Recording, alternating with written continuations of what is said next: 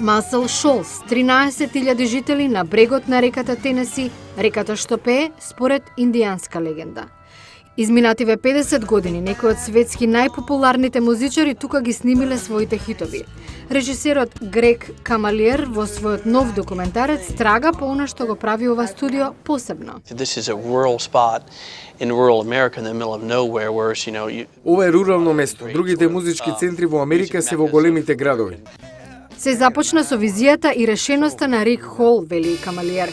Хол го отворил студиото Fame во Масъл Шолс во доцните 50-ти години. Сакав да бидам посебен, да бидам некој.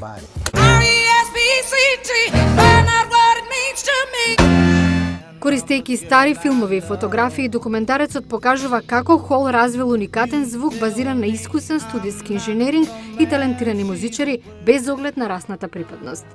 Во време кога гувернерот на Алабама Џорџ Валас се спротивставувал на укинувањето на расната сегрегација, црните и белите музичари во овој дел на сојузната држава соработуваа, правејќи хит по хит.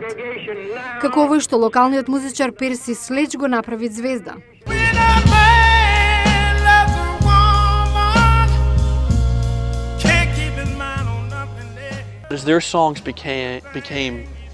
Песните добиваа на популарност, цел свет ги слушаше и сакаше да го имитира тој звук. И легендарните Ролинг Стоунс снимаа во Масъл Шолс. Камалиер за потребите на филмот ги интервјураше Мик Џегар и Кит Ричардс.